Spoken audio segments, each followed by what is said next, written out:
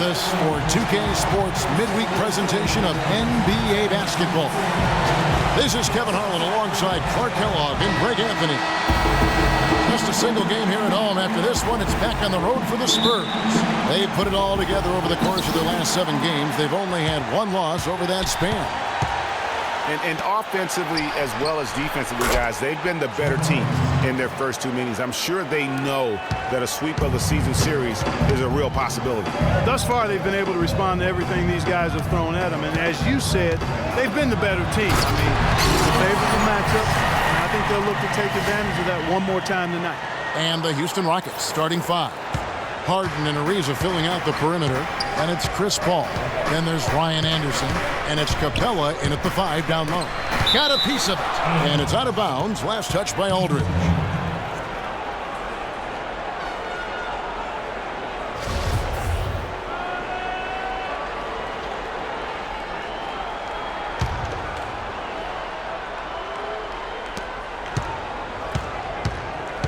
Harden against Green. Harden kicks to Ariza. Beyond the arc. Score the basket, his second of 2 attempts. And it's just hard to imagine the Spurs without Coach Popovich on the sidelines. He's the longest tenured coach in the NBA and has done so much for this team. Easily one of the best coaches in the history of our league. That's good. Here in the first, a little over a minute played so far. Now here's Paul. A 24-point outing in their last game against the Pelicans in New Orleans. And don't forget about his work on the glass. I mean, he contributed in a number of ways. Here is Parker, following the basket by Chris Paul. Parker passes to Leonard. Green dishes to Leonard. Aldridge with a screen on Ariza. Up off the screen, and Aldridge slams it in.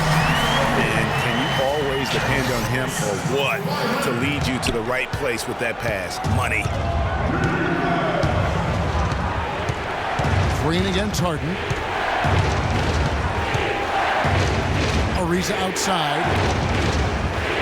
There's a good screen. A step back shot here. And again, it's Chris Paul.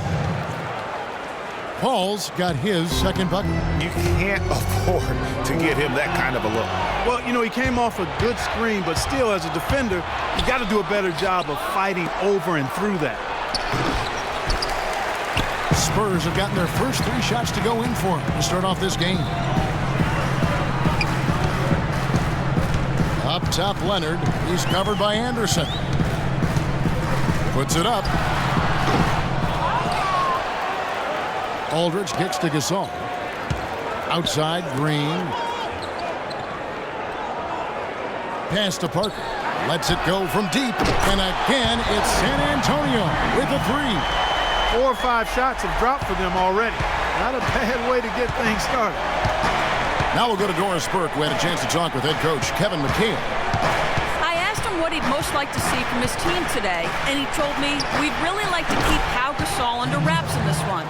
He went on to explain that Gasol can take over games with his efficiency on the offensive end, and the key to their win will be getting a hand in his face every time. Guys?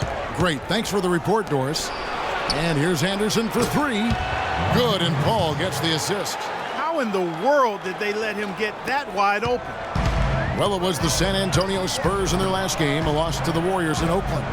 Yeah, they were in a funk from the field in that game. Credit the defense, though, because even when they got open looks, no rhythm to knock them down.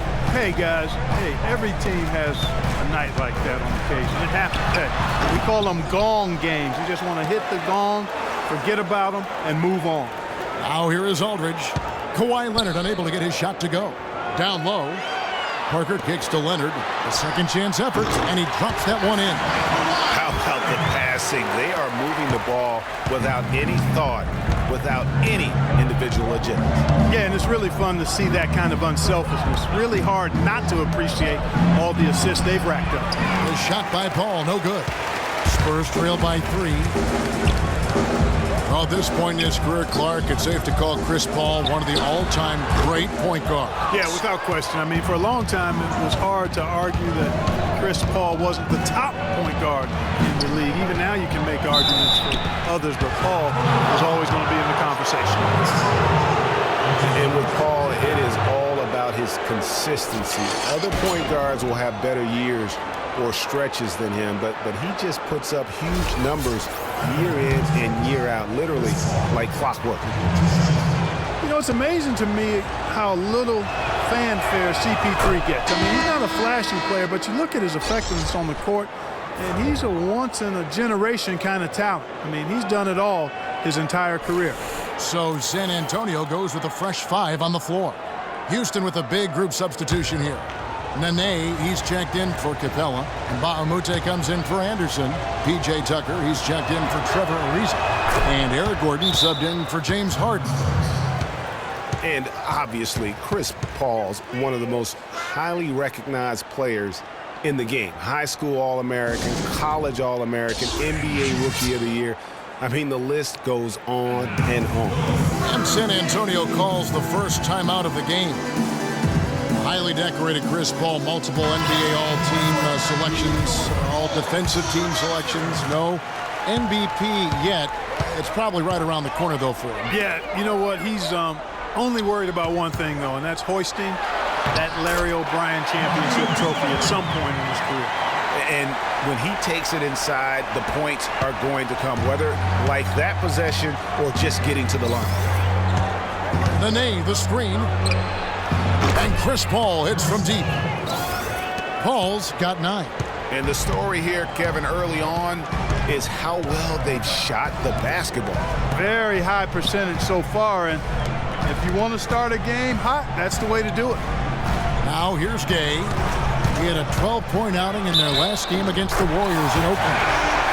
Boy, was he physical. I mean, in that game, just drawing a lot of contact and getting himself to the line over and over.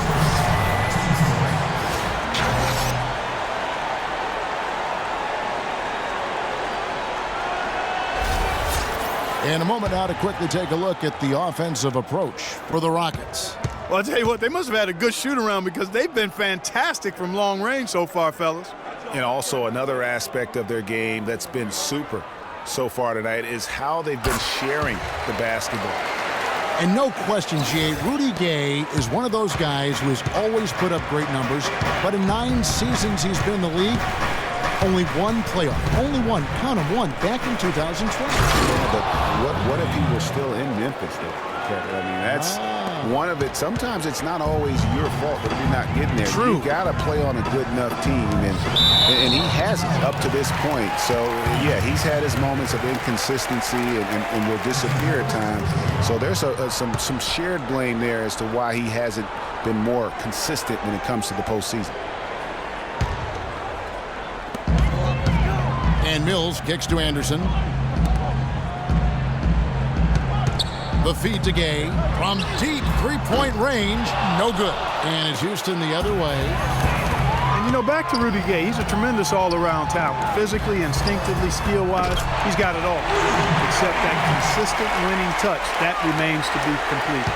Really well done there. Just confident and composed, never in a hurry. And Patrick Mills gets that whistle that time. That is his first foul of the game. The Rockets making a switch here. Black's checked in.